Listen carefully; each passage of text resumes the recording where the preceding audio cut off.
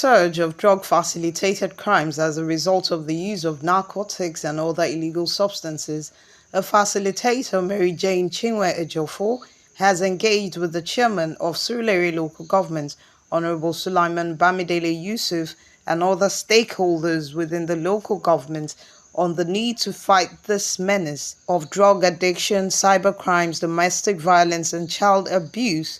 This was done at a workshop with the team LERE Emerged. So, like I was saying, the LERE Emerged is all about drug abuse, drug addiction, the girl child, child abuse, domestic violence, the effect of drug abuse on the youth. It's all about development on the youth, development on women, and development on men also. Because when you talk about domestic violence, who wants to just be biased when it concerns domestic violence? Because the truth is, men also suffer domestic violence. So this program is actually touching all lives, the youth, the women, and the men. Also, the top leads at the local government gave an in-depth analysis of how, where, and why such acts will no longer be condoned in Surulere local government and its environs.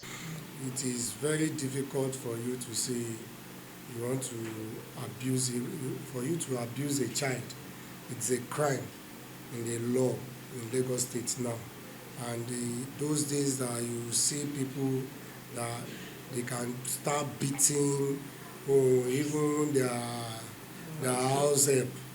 It's no more like that now. It's not a crime. So, and most people are now speaking out.